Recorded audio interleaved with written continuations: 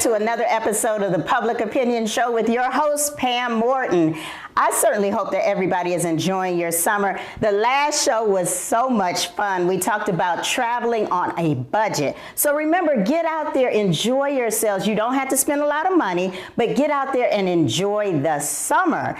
And if you don't have a lot of money, you are going to enjoy watching this segment this week because we are going to be talking about finances and wealth and generational wealth. So I have a very special co-host that is going to join me on the show, and she's going to be helping me with the actual guest on the show to talk about that. But I also want to remind you all to make sure that you're subscribing and liking the show. Additionally, I am so excited to announce that the Public Opinion Show has its first major sponsor, and the special guest for this week is the sponsor, and I'm just so happy to have her with us. So let's get started and meet my special guest co-host.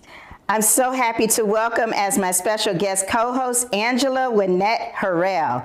Angela is a mother, an educator, mentor, and entrepreneur. Angela Harrell is a high school math teacher by profession. On her journey, she has come to understand the value of managing, making, and multiplying money wisely. Financial literacy is an essential skill that can lead to greater opportunities and a more secure future.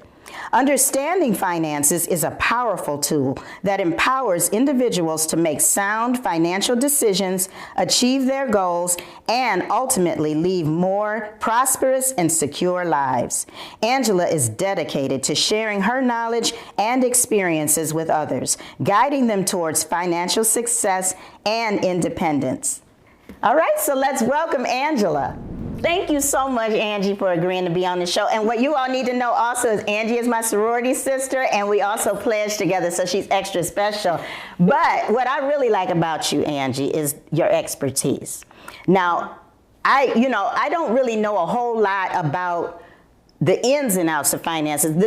I know enough to know that I need to be saving my money. I need to be investing my money. I don't do it that well. I really need to have a coach. Okay. If I can have somebody who can help me, seriously, I would really say you need to just kind of like help me because I really do need some help. But what we're going to be talking about this week is generational wealth. Mm-hmm. And I know that you have talked a lot about it. I know that this is something that is very near and dear to your heart, right? Absolutely. I mean, I feel that this is my legacy work. Ooh. So when it says, like, what does that dash mean and your beginning, your end, it is really teaching people about finances and talking about money because you have people who are in the one percenters. That's what we call them. They make 1% of the income and they have no interest in the masses, understanding wealth. And so we have to get more people that are in the masses up to that 1%. Yeah, and especially in our Black and brown communities. Absolutely. Most of the information that I like to give on this show, I like to gear it towards people in our community because I think there's so much more that we can be doing. And so that's why I wanted to have this because we spend a lot of money.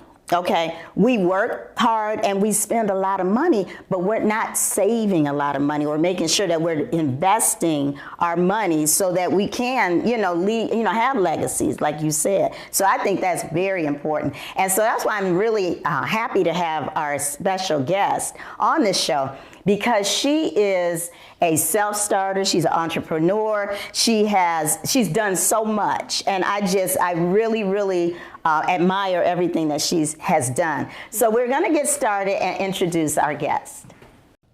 Ariane Kirkpatrick. Ariane is a Cleveland native. She is known for being a serial entrepreneur, community leader, and philanthropist. At the age of 5, she had a vision of becoming an entrepreneur and hasn't looked back. Her goal as a businesswoman has been to work in industries where minorities and women are underrepresented.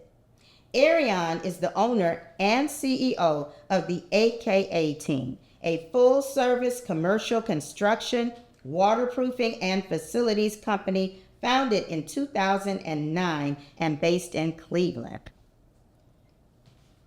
All right, so let's welcome our guest.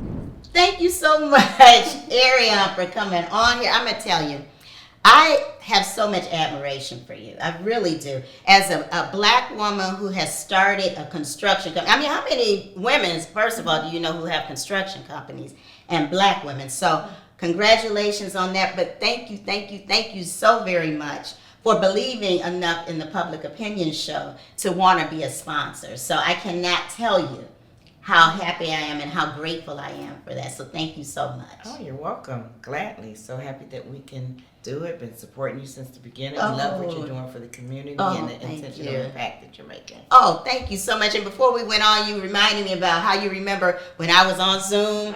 I started this show in my basement during COVID, and I just had a little green screen up, and I've just been going and trudging along.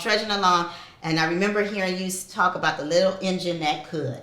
And I think about that, just that trudging along type of a thing. But it wouldn't be the Public Opinion Show if we did not have a public opinion question and topic of the week. And our question for this week is, what is the importance of creating generational wealth? And so I want you to just, in a couple of minutes, just talk about that. Angie, I want you to talk about that as well. And then we're just going to have a little discussion about that because I think it is so important. Go ahead. So as I think about generational wealth, I think about the systemic barriers that have prevented the black community from achieving that. Mm-hmm. When you think about how long the dollar lasts in a community, typically in communities it's between 17 and 28 days. 17 days for the white community, 28 days for Asian. Mm-hmm. We are the community that has the least amount of time. It's not even days. It's 6 hours. Oh my! 6 hours that a dollar lasts in the black community. We need to change that, and we need to do something very drastic, dramatic, and not just always just talk about. Make sure that as we have shows like this, that we come up with solutions so that we can change that. I'm tired of reading every year that it's 6 hours, and maybe we need to take baby steps that it's 10 hours, 12 hours. But that needs to change within the next 5 years. And I always talk about my little loose change analogy. So we always talk about, carrying loose change in your pockets. A pocket is something that separates things from everything. We all have pockets in our pants and everything. But how do we take that loose change in the black community and turn it into dollars? How do we truly multiply it?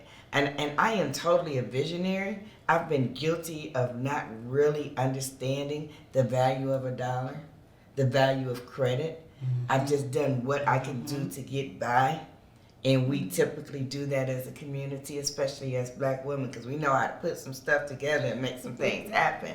But now we need to take what we know culturally, that we are our innateness, and really produce. Realize that it's not just simply about us individually, but this is how we grow our families. This is how we grow generations of businesses. I own a construction company.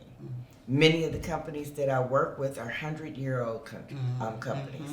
How do we have that in our companies, and not just in construction, but in news media?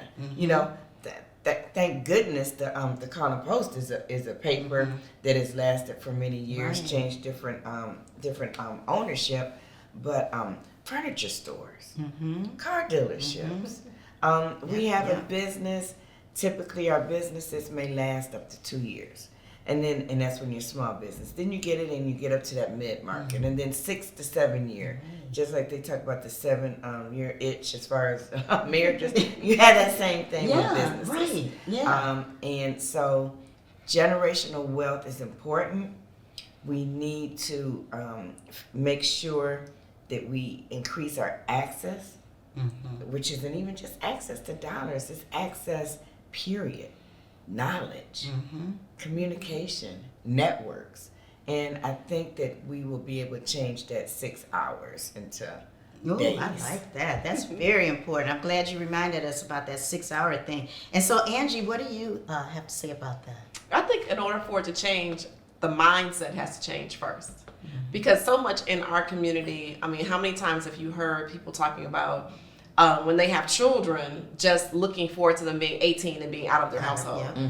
And so how can you think about generational wealth if all you're thinking about is that child leaving the household and then they're on their own? We don't have conversations in our own households about money and finances. I mean, I know when I was little and you had, older people, they'd be like, oh, this is grown folks' business. Well, if you're not teaching, right, if you're not teaching financial literacy, if you're not teaching, financial principles, then how can it ever be generational wealth? And so with the generational wealth as well, it's more about leaving money. Because you'll have people who get money, but if they don't know what to do with it, they're just going to, they're just going to throw it away. Right? Right. And so that's one of the things that you don't see people working in businesses. You don't see us collaborating enough to put our money together to get people established in business and then think about it as a family business. And so because we're so busy with putting our children out, right? Putting our children out and thinking about like, as soon as I become an empty nester, now these are the things I'm going to do. Yeah. And so if that's your mindset, you're never looking at really what the Bible tells us, which we're supposed to plan for our children's children. Oh. And so we're supposed to have, these means, and we're supposed to be teaching them. I mean, even, and all this history and systemic racism, right? Because we weren't even able to get life insurance or, pass on homes and have homes, right? So those things are one of the reasons why we are not at the starting gate when that, that shot goes off. We're, 150 yards back, 500 yards back, even from the starting gate. So when you look at other communities and other, nationalities, they support one another. They finance and make sure they go to school with no student loans, and they put their kids and put them in business, but then they talk about money. And that's the thing. I mean, I don't think I've ever had a conversation we were talking about this with a cousin, to say, oh, let's talk about money. Let's talk about what we're doing with our money. Putting our money together. They're like, I'm not putting my money, I'm keeping, they have that mind. No, that's true. That is, I love that. I love what both of you all said, and that is so true. Because if we're not talking about it and teaching it from the time your kids are little, I remember my daughter found a book for my grandson about finances in the library, and I was like, oh, good, he needs to know, even though he's only 2. But I mean, if he can learn other things, he can learn to sing songs and all this other stuff. Why not learn about the importance of working and saving and doing that type of thing? Now, Ariane, I've always wondered, how is it that you got started, and what even made you want to be involved in construction of all things? Oh, so I've always loved to build things. But realistically, the real story is I am a serial entrepreneur. I totally am. I was fortunate to be born on 100 Cedar and raised there with many businesses right on Cedar Avenue. And it just amazed me. It was just so interesting to see like Beatrice Academy, the Black-owned cosmetology school, Art Seafood, the restaurant there. Yeah. Wright Supermarket was so important to me. Jimmy and Sarah, the couple that owned the grocery store and the butcher. I mean, I remember it like yesterday. And just the way customer service and building that community. So that was just so important. I didn't realize how important until we moved and left that community, and I missed it and didn't see it anymore. And I was like, wow, I was in this bubble, a bubble of great Black entrepreneurs, which I didn't think of as Black entrepreneurs, but they were entrepreneurs that looked like me. Right. And then all of a sudden, when we moved to the suburbs, I didn't see that any longer. But my mom was instrumental in 2 big things that resonate in my mind really good. She made sure that we were part of the boycott for McDonald's. We were 5 years old, holding a sign, picketing McDonald's because they didn't have black franchises. Yeah, I remember that. And to be a part of that and to see that our voice changed things and that the franchise came sooner was like, wow. And then 3, you just turn it over. My sister and her husband bought a cleaning franchise. And I still think that part of the fight that we did because of that made room. We had to make those changes. We had to fight to make those things happen. She also took us, held our hands, and this was on the corner of Northfield and Emory, First Bank. The black-owned bank that the Bustamante family had. Yeah, I remember How proud we were.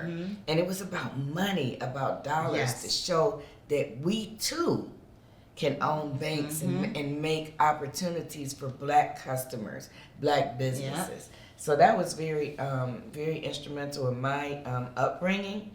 And so I've been a risk taker all my life. When I started my construction company, I literally had 17 cents in my pocket. Wow. And I said, I know I have all these barriers, but I'm going to figure out ways to eliminate it. Oh, I love that.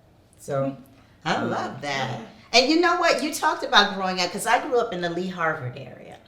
And I just thought it was natural for black people to own stuff. Yeah. I mean, that was all I knew. I would go to the store, the owner of that store was black. I would go to the hairdresser, the beautician was black. I would go to the McDonald's that we went to, it was black owned. That's because I marched. Okay. Yeah, no, but I mean, everything in that Lee Harvard area was black owned. We had, they were doctors, Dr. and Lonnie Marsh was doctor, and there were dentists, all kinds of stuff. And so I do believe some of our downfall was, like you said, we moved away from our communities, which is, there's nothing wrong with wanting to move, have bigger houses, but when you do it and don't remember and don't go back and still patronize and teach the kids about the importance of that, I think some of the mindset was, this is nice, I'm gonna go to college so I can get a good job and move away out of my parents. Like you said, it was all about getting out of the house and and moving away. But we moved away from our communities. Absolutely. Oh, that's big. We did. I said, not even just that, but you got to think about, I tell people all the time when they think about their finances now, you are the CEO of your household. And if you're the CEO of your household, then you have to have any, Fortune 500 company, they're not just thinking about the next year, the next 2 years, the next 5 years. They're looking at, where is this company going to be in the next 50 years, 100 years. And you really should have a thought process for yourself, for your family, along those lines as well. Like, what are the things that I'm doing now that I'm planting seeds that generations after me is going to keep? So even some of those businesses, because I grew up in Lee Harvard as well, and some of those businesses, they never were passed down. They never were, they say it had the same owner, and when that owner passed away, that business was gone, right? Yes. And so we have to think about that even now with our households when we talk, having a conversation with Generational Wealth. And it's definitely about, creating businesses and those things, but just in your own, what I call tribal community, right? Of the people who are in your household, you can start thinking about, how am I going to plant the seeds so that my name will be remembered, 100 years from now. Now that is so absolutely true, because like my husband and I own a cleaning service, but neither one of our kids had any interest whatsoever in that cleaning business. But it's like you still have to kind of, even if they don't have the interest in running it, there should be more of an interest in how it's run, or or investing even into it. You don't have to be hands-on, doing it. But I think that's what we have to teach our kids, is that even if you're not so interested in what they're doing, you still should have an interest in wanting it to continue and gain, that type of thing. I think that's the conversations we need to have in our own homes, or like with you and your, I don't know how much of your family is involved in your business. Oh my gosh. So that is tremendous. And it's really big for us because I named my company AKA. I forgot all about the sorority and all that kind of stuff. Because all my thing was about family. Yeah. So AKA is for Ali, my son Chris, and me, Ariane. Oh. And I had 2 construction companies prior to, but I wanted this. It was intentional to be a legacy company. Wow. Totally wanted it to be a legacy company. My sister has the commercial cleaning business. Since then, now both of my sons are in the business. I've been blessed also with the daughter Jasmine, and my sister is the COO. So we have AKA team, which is construction. We have Mavuno, our cannabis business, formerly known as Harvest. We have Service Master by Davis, our commercial cleaning company. We have Jabali Development, Wow. which is our real estate development company. It all comes up underneath Jabali, which means rock foundation in Swahili. And so we have really put together a whole wheel of processes and procedures. We're going through our entrepreneur operating system right now so that we can make sure that our legacy is built. We're also starting the Jabali Foundation, and each one of us have different areas of the business that we want to run. Wonderful. And then from those, they can pass that on to their Exactly. kid. And see, that's what we're talking about is this generational wealth. And now, Angie, teach and say again what course you teach. Again. Well, I teach a financial algebra course. So about maybe 5-6 years ago, the state said that the students had to have 4 credits of math instead of 3.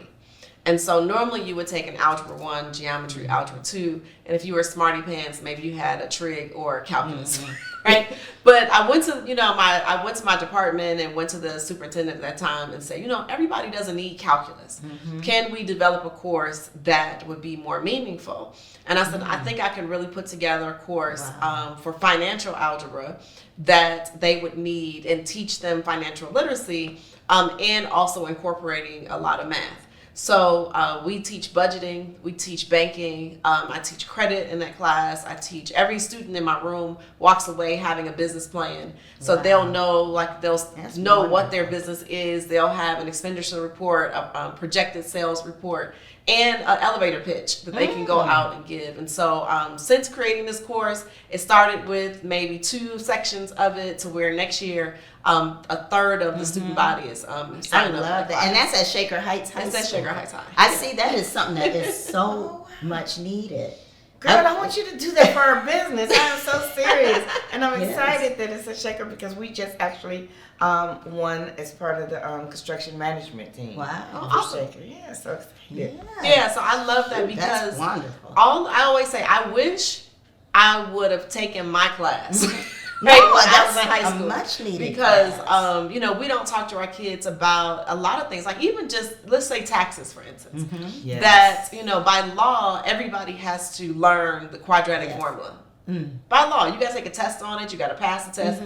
But when is the last time you used quadratic formula? Probably. I don't even know what I that don't- is. Right? I don't think I had to do that. But I'm saying, but by law, you had to have been taught that. Everyone Really? And I was. went to Beaumont. But then who has to pay their taxes? Yeah. Everybody.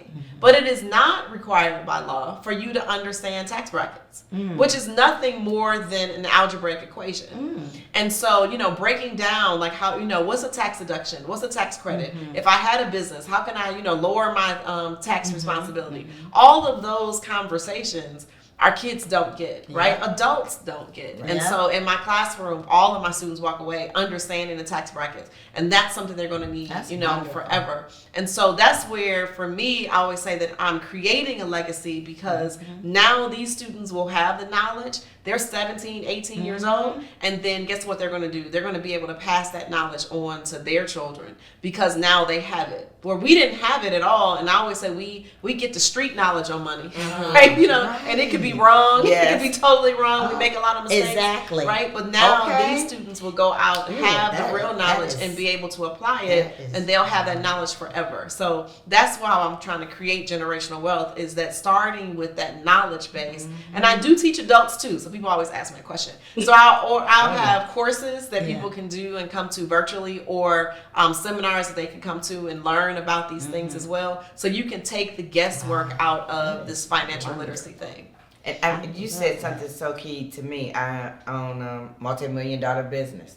My weakness is math, finance. Both of my sons are their degrees are in finance, and I didn't understand the concept the other day. And my son said, "Well, Mom, you always talking about you don't know math, but that's just algebra." And I said, "Well, I don't know nothing about algebra. I can't spell it." And he said, "Well, this is what we do." But I survived on street knowledge, and the reason that those legacy businesses don't pass on is we don't know.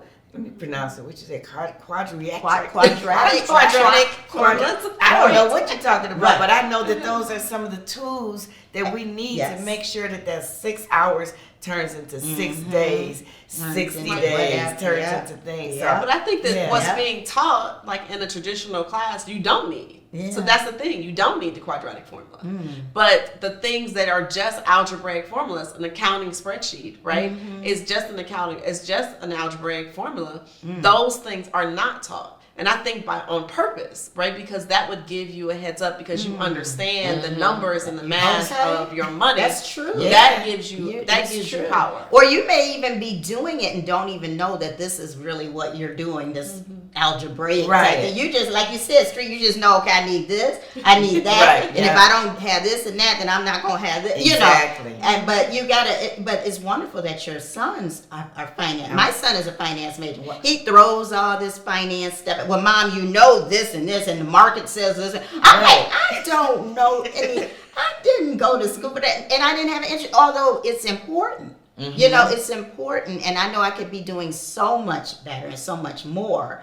But, you know, and like I said, it's just important, and that's why I keep going back from when kids, and I love that you're teaching this to our young people. But that's what, you know, if we enforced it more. But, you know, we live in a society, for the most part, that gears you towards go to college so you can work for somebody else. Yes. And make them richer than what they already are, and leave you with debt. Debt for going to school, and that's a whole nother show, but I just think that's criminal, really, the way that we start off our young people with so much debt.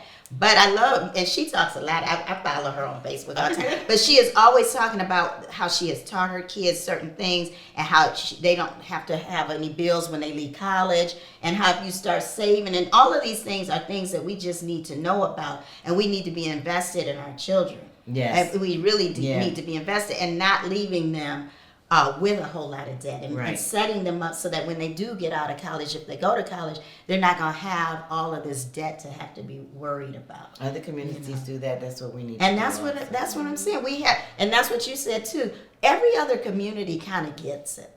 Yeah. You know, kind of understands, Yeah. and to, you know, maybe as not as an excuse, but an understanding of how we are. You know, historically, we just did not have the head starts that these people who have these 100-year family businesses have. Right. So we're still doing a lot of catching up, but I think what's important is making people understand that it is important. Yes, we may have a behind it start, but it's, you know, you got to start somewhere. Angie, when she was talking about the tax brackets and all, I'm just going to tell you, being a single mom and the thing that I look for tax time is how much money is my refund. Yep, right. I didn't think about the tax bracket. With the refund, investing, that's the Right. thing. Okay, people, that was gone before everybody, 6 and I hear people talking about that all the time. Oh, yeah. I got this amount back because I had this child care, whatever. Right, yeah. But the thing is, okay, you got that. How about take some of it and invest some of that? But that's changing your mindset. So we have a Yeah. consumer mindset versus an investor mindset. So a consumer mindset, you're not paying yourself first. Right. You're paying other people first. So even before you get the money, you're like, okay, I'm gonna use this when my tax refund comes. Then that's when I'm gonna be able to do this. Right. Or I'll be able to go on a vacation, and we spend the money first, and we have to teach our money how to have babies. Ooh. Right. So your I money like should that. be. I'm like, you gotta impregnate your money. Right. Okay? You have to that. you have to take your money and make have it- your money make that make money make some more right, money. and not have all of your dollars tied up in Okay. time. So Okay. I always say, you know, an employee mindset is that you're going to go to work, you get paid, you go to work, And then you you get go paid. spend your money. If your asset doesn't go to Yes. work, you don't get paid. Oh my God. Right? Oh, So wow. that's Isn't that? Ooh, I love That's because that. I know, looking at our employees, we Yes. have combined and on the companies over 100 employees. Do you know how many times people have changed the deductions so they can get So more they can money get now? More money. And like, more money Oh, now, I then know. I'll change it so I can get some money later. It's like, oh wow, we shouldn't Right. do that. yeah, well, it's different strategies because it is sometimes where you can do that, but it's like you got to make sure you have a strategy. So you got to have, like, even if you are employed, you should have a business so you can get business deductions. Our whole tax laws are made up for Yes. people who have businesses. Business and And get so those if you deductions. don't have that, you're like, and make you're your children supporting. employees. You can write that off. Oh, yeah. You know, have them. So it's so much This is a wonderful conversation, and we're going to have to wrap it up, but this was a wonderful place to start. Yes. And I think this is going to give people something to talk about, you know, and I hope that people will talk about this in their families, they'll talk about it amongst their friends and say, you know what, we got to start putting our money together. But I have something special for you before you leave. I'm so grateful that you took the time. I got you some white roses. I did. And so I do appreciate you. And this is a thank you card for you. I appreciate that. Absolutely. Thank you so very much. You are a wonderful person. I wish you all the luck in the world. Thank you so much. And if you enjoy watching us, continue to follow us. But thank you so very much. Okay. Thank you. Oh, I've so enjoyed that conversation. Thank Yeah. you so much. I really loved everything that Ariane said, and I really like all of the stuff that you said, because this generational wealth thing is very serious, and I think we should really, really focus on teaching our youth about it, just like you're doing. And so I just really appreciate you.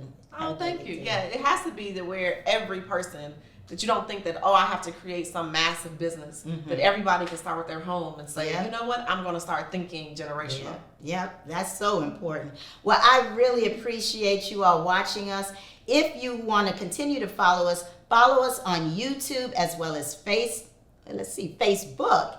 And if you cannot watch the show, listen on the go wherever you get your podcast. So thank you once again, and I'll see you again for another episode of Public Opinion. Bye-bye.